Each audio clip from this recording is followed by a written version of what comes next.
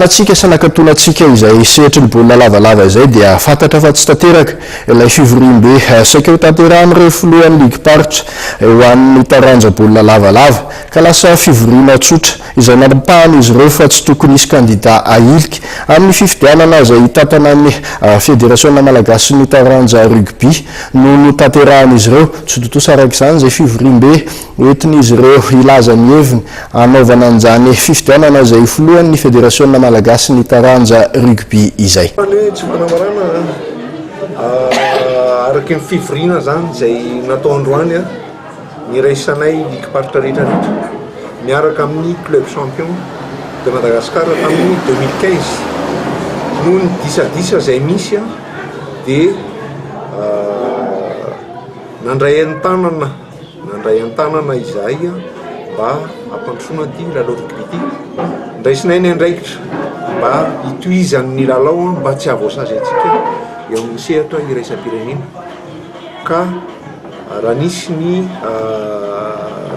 fidy tsy afaka candidat tsy afaka nilatsaka dia takinay ligue paritra miaraka amin'ny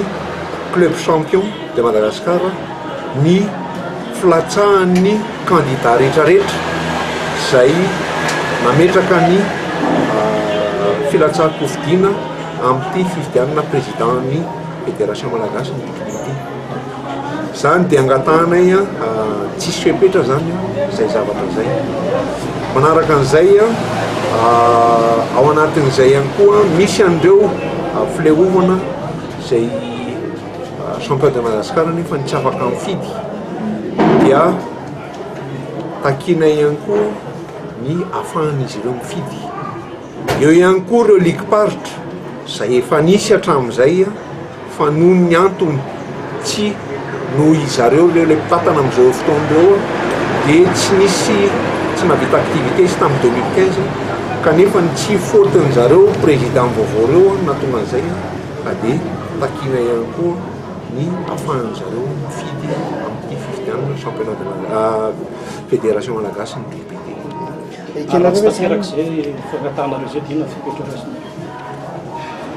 Ny fepetra ho raisiny izay aloha ny fangatahana ho an'ny candidat rehetrarehetra dia raha tsy tanteraka izay mandray fepetra zay amin'izay tokony atao zany amin'ny dingana manaraka tika ve zany fa ekenareo ny fitantanany seni misy amin'izao ny fifidianana fitantanany seni angamany raha ohatra izahay ka andravany seni araky ny resaka izay mandeha dia andrava zavatra be dehibe ny fandravana seni satria manjary voakitika hatrany amin'ny code électoral rehetrarehetra izay tsy anjaranay no nanao anazy sady anjaran'ny président ligue taloha zany no nanao ny code électoral ka raha hikitika seni zay dia tonga any amin'izay rehefa tonga any amin'izay tena ny code électoral dia io code électoral io no noentina nanaovana fifidianana ligue paritra ny fileovana section ligue ka raha hotiana te amin'ny fédération dia rava daholo le zavatra nisy rehetrarehetra teo dikan'izay verina zéro tsika dia dikan'izay tsisy subvention tsika manomboka amin'ny février tsisy compétition internationale tsika manomboka amin'ny any mois de mars any raha fahalalako manomboka ny compétition aty Afrika dia dikan'izay voasazytsika any amin'ny RB tsisy subvention voasazytsika amin'ny CAT Afrika amin'ny compétition internationale tsy mahazo manao tsika dia dikan'izay tsy mahazo manao zay tsika dia miaraka amin'izay sazy ho an'ny rugby malagasy tsy izay nefa ny tanjona fa ny ampandroso ny ampivoatra nyity lalao izay maty matesana rehetrarehetra